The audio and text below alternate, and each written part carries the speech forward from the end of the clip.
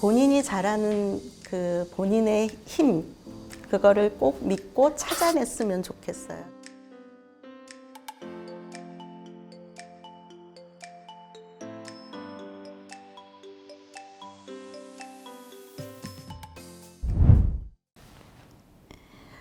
안녕하세요. 한국산업기술진흥원 원장 민병주입니다. 반갑습니다.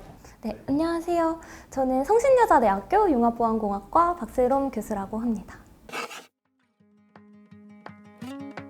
사실 저는 어릴 때 수학을 참 좋아했어요.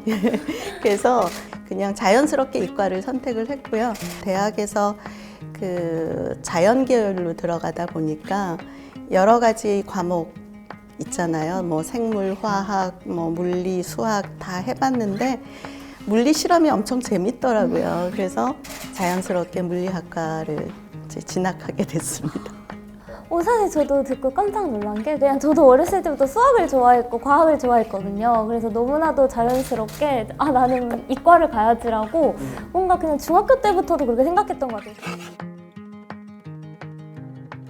최근에는 학생들이 나는 이걸 하고 싶어 라고 해서 이과 쪽을 나중에 이제 뭔가 이런 직업을 갖고 싶어 해서 이과를 선택하고 싶어 하는 학생들도 있는 것 같더라고요.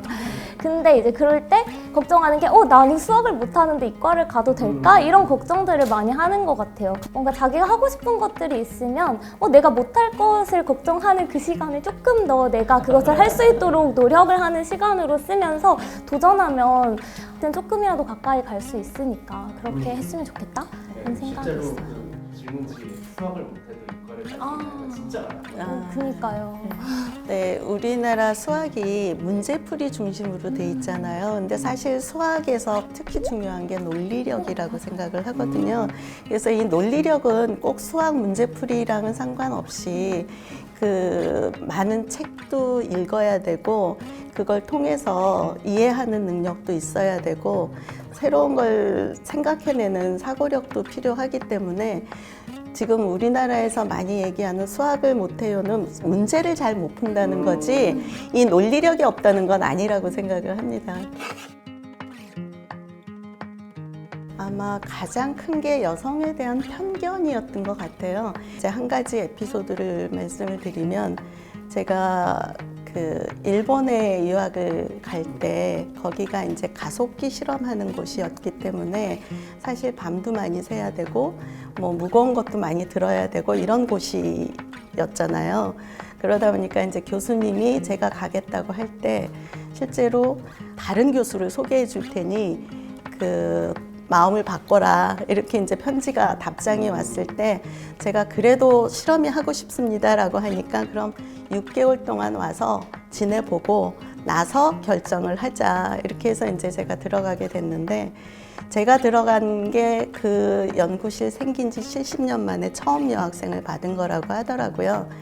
근데 그 이후에 저희 실험실에 일본인 여학생 2명이 제 후배로 더 들어와서 저희 실험실에만 여학생이 3명이 되는 그런 결과가 됐었는데 교수님이 나중에는 그랬답니다. 그 후배들이 이제 그 실험실에 오겠다고 면접을 볼 때 그 교수님 원자 핵물리 실험에도 여학생의 섬세함이 필요하다고 했답니다. 그래서 사실 처음 취업하거나 하는 부분에 있어서는 이제 직접적인 차별은 없기 때문에 그런 부분에 있어서의 어려움보다도 실제로 이제 예를 들면 개발자로 취업을 한다라고 했을 때 그 개발자들 중에서 남성의 비율이 훨씬 더 많기 때문에 그런 곳에서 이제 좀 적응을 하거나 대학원에서도 여학생들이 들어오면 좀 열심히 연구실 생활도 안 하고 집에도 빨리빨리 가고 한다 약간 이런 생각들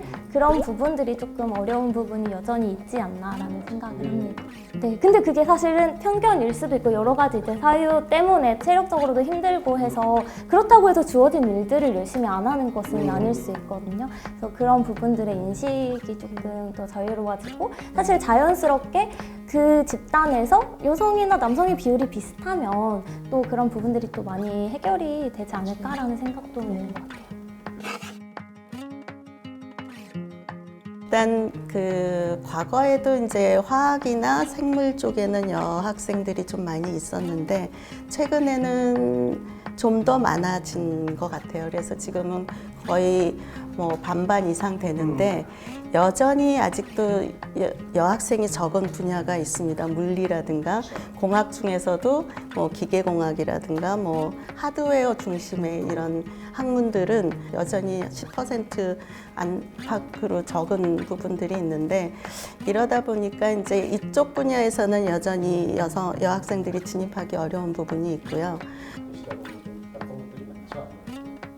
네네. 많은 것 같아요. 제가 연구하고 있는 분야에 있어서도 네. 네, 남자 특히 컴퓨터 쪽에 남성이 훨씬 많죠. 네네네. 중에 하나는 저 때만 해도 그런 뭐 게임을 뭐 좋아하면 내가 그래픽 카드도 직접 사서 끼워보고 이렇게 하면 설정도 해보고 하는 것들을 막 하잖아요. 그러니까 그런 경험들이 부족하다 보니까 내가 하는 것이 너무 낯설고 그런 것들이 낯서니까 뭔가 좀 더 이제 다가가기가 어렵게 느껴지는 부분이 있지 않을까라는 생각이 들고요. 상황에 있어서 어떤 어려움이 있을 수는 있어도 사실 공부하거나 그다음에 그것에 이제 처음 도전하는 것 자체에는 아무런 제약이 없거든요. 꼭 이제 성별에 따라서 꼭 남자들만 잘하는 일이고 또 뭐 여자들만 잘하는 일이고 이런 부분보다는 그냥 본인이 좋아서 하고 싶으면 할 수 있는 그런 마음가짐 그런 것들을 좀 가질 네. 수 있으면 좋겠다라는 생각을 네. 합니다. 지금 세대는 충분히 그렇게 이제 느끼실 수 있을 것 같고요. 여성이 하면 안 좋아 또는 여성이 하면 안 돼 뭐 이런 분위기가 좀 있었던 거는 사실이고 그러다 보니까 이제 여성들이 그쪽에 관심을 갖는 여성들이 아예 처음부터 관심을 안 갖게 되는 그런 분위기나 문화가 좀 뿌리 깊게 아직까지 좀 남아있지 않나 하는 생각이 들어요. 저도 대학교 들어가기 전까지 저는 심지어 타자도 못 외우고 대학을 들어갔거든요. 한글 타자도. 근데 그만큼 저도 컴퓨터랑 안 친했는데 또 하다 보니까 익숙하고 또 거기서 재밌는 것들이 너무 많아가지고 또 즐겁게 하고 있거든요. 과거에는 이제 하드웨어 중심으로 이제 진행이 되다 보니까 아무래도 이제 남성 그 성별의 차이 때문에 남성이 조금 더 선호되고 남성이 더 잘할 수 있는 거라고 인식이 되었다면 이제 최근에는 소프트웨어 중심으로 이제 사회가 바뀌다 보니까 그 여성도 얼마든지 할 수 있는 그런 이제 사회로 바뀌다 보니까 여성이 이런 분야에서도 이제 두각을 나타내기 시작했던 것 같아요. 그래서 그 이제 뭐 아까 실험에서도 뭐 여학생의 섬세함이 필요하다고 얘기했던 부분이 이제 제가 실험했던 거를 살짝 사례를 드리면 그 이제 사소한 뭐 실험을 하다 보면 뭐 힘이 필요한 경우도 있지만 이 조그만한 그 미세한 부분에 이제 손을 넣어서 해야 되는 경우도 있고 하다 보니까 그럴 때는 오히려 더 장점이 됐던 것 같아요. 그래서 이런 부분들이 결국은 뭐 그 신체의 차이는 분명히 있지만 그 실험에 임하는 거나 그 학문에 임하는 마음 그리고 도전 본인이 정말 좋아서 하면 전혀 문제가 없을 것 같다는 생각이 들고요. 그런 의미에서 이제 그 K걸스데이에서도 체험을 해보면 실제로 본인이 생각했던 것보다는 훨씬 또 흥미도 느낄 수 있고 해서 여학생들이 이쪽 분야를 그 선택하는데 큰 도움이 될 것 같습니다. 네, 맞아요. 뭔가 직접 해보고 나도 이걸 할 수 있네 그리고 이게 이렇게 재밌네 라는 것들을 많이 경험하는 게 되게 중요한 것 같아요.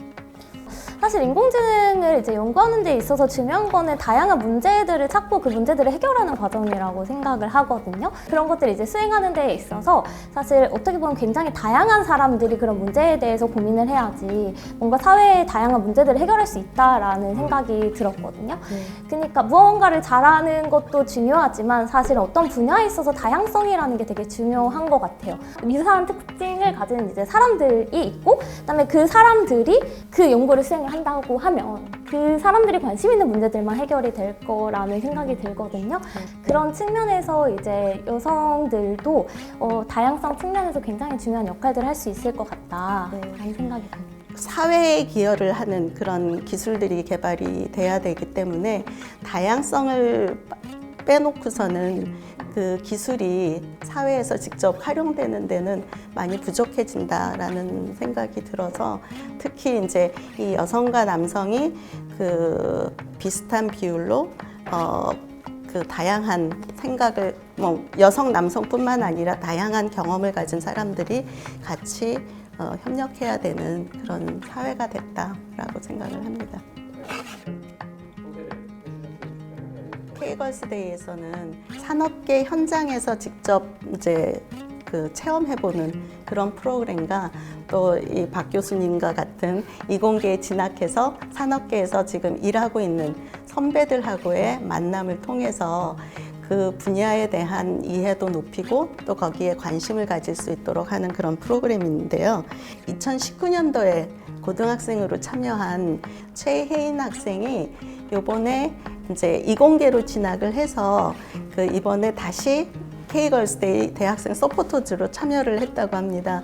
근데 또 그 학생이 성신여대에 들어가서 박 교수님의 강의를 들었다고 합니다. 그래서 이런 부분들이 K걸스데이를 통해서 이런 최혜인 학생과 같은 학생들이 많이 늘어나는 게 이제 저희 프로그램을 지원하는 입장에서는 상당히 고무적인 일이고 앞으로 이런 학생들이 더 많아지기를 기대를 하고요. 또 이공계에 진학을 할까 말까 고민하는 학생들이 이 행사에 참여를 해서 현장을 보고 거기에 관심을 갖고 다시 또 그 이공계를 진학한 이후에 다시 또 고등학생들한테 자기의 경험을 얘기해주는 이런 선순환 프로그램으로 더 성장할 것 같습니다. 어떠세요? 이런 프로그램 보시면은? 학생들을 만났을 때 안타까웠던 부분이 실제로 관심은 있는데 뭔가 그냥 막연한 두려움 이런 부분들이나 내가 못하지 않을까라는 생각 그런 부분들이 제일 큰 장애물이 되지 않을까라는 생각을 했는데 이런 행사가 또 잘 진행이 되고 잘 홍보가 돼서 많은 학생들이 참여를 하게 된다면 그런 부분에 있어서의 어려움을 해결할 수 있지 않을까라는 생각이 들었고요. 그래서 앞으로도 잘 진행이 돼서 더 많은 학생들이 참여할 수 있으면 좋을 것 같아요. 본인이 어떤 힘을 갖고 있는지 어떤 장점이 있는지 아직은 잘 모르잖아요. 그래서 저는 본인이 잘하는 그 본인의 힘 그거를 꼭 믿고 찾아냈으면 좋겠어요. 지금 미국의 그 하원 의장을 하고 계신 낸시 펠로시 그분이 40대 중반에 국회 정치를 시작을 했더라고요. 그분을 보면서 도전이 빠르고 늦고는 크게 중요하지 않은 것 같고 본인이 정말 하고 싶은 게 뭔지를 찾아내는 게 중요할 것 같다라는 생각이 들고요. 자신의 힘을 믿어라라고 얘기를 했지만 결국은 힘이라기보다는 자기가 잘하는 장점을 찾아내는 게 중요할 것 같다는 생각이 들었습니다. 저도 이런 K걸스데이나 이런 행사들과 유사하게 사실 방학 때 이제 이공계 중고등학교 이제 여학생들을 위한 프로그램을 만들고 또 해봤는데 되게 생각보다 참여율이 되게 낮더라고요. 맞아요. 이게 되게 슬프긴 한데 당장 입시나 이런 부분들에 도움이 안 되다 보니까 그런 것들을 안 하려고 한다고 하더라고요. 이런 체험도 사실 어떻게 보면 굉장히 중요하고 귀중한 경험들인데 본인들의 관심사 자체나 내가 뭘 하고 싶은지를 모르는 학생들이 많은데 그냥 그 모르는 채로 그냥 주어진 학교 공부만 하면서 또 본인들이 뭘 해야 할지에 대해서 되게 막막해하는 학생들이 많은 것 같아서 다양한 경험들을 하면서 내가 좋아하는 것들을 좀 잘 찾았으면 좋겠다라는 이야기를 꼭 덧붙여서 해주고 싶습니다. K걸스데이 화이팅!